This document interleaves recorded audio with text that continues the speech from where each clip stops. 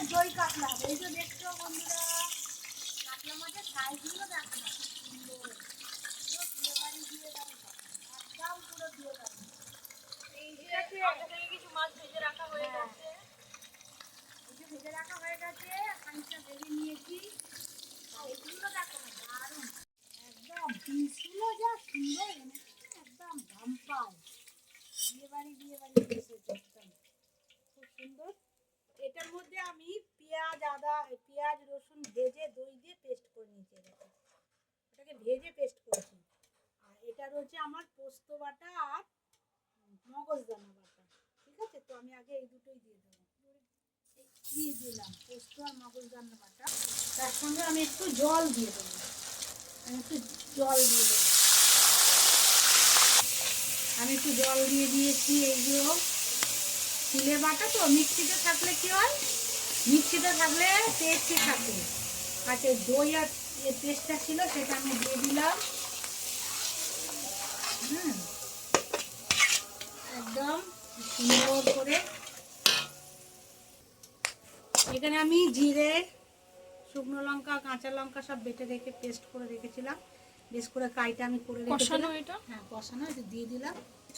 আমি কাইটা করে রেখেছিলাম, যেহেতু তাড়াতাড়ি লাগবে আমার, সকালে আমি কষিয়ে একসঙ্গেও দেওয়া যেতে পারে, তোমরা চাইলে একসঙ্গেও দিতে পারো। ঠিক আছে,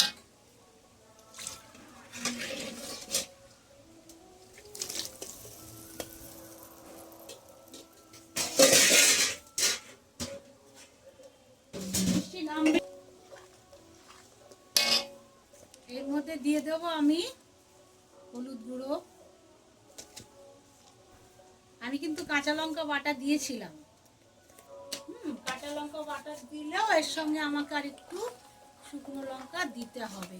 কাশ্মীরি লঙ্কাটা নেই, কাশ্মীরি লঙ্কা আমার শেষ হয়ে গেছে, তাহলে আমি শুধু লাল লঙ্কার গুঁড়োটাই দেব। কাশ্মীরি লঙ্কাটা আমার শেষ হয়ে গেছে। খুব একটা লঙ্কার গুঁড়ো খাই না আমরা, তো বেশিটাই আমি বাটা মশলা দিয়েই রান্না করি।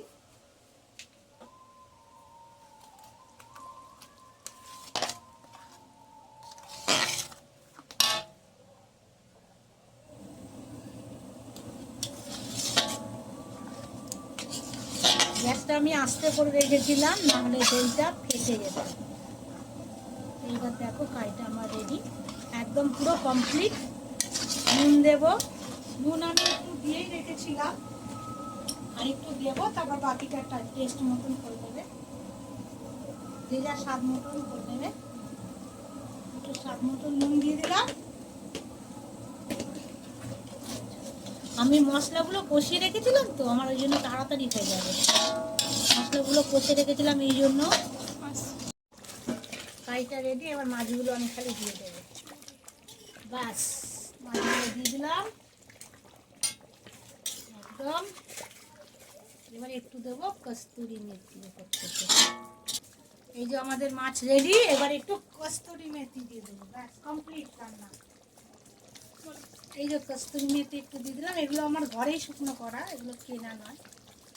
ব্যাস, একটু বেশি করে কস্তুরি মেথি, আমাদের রেডি দই কাতলা।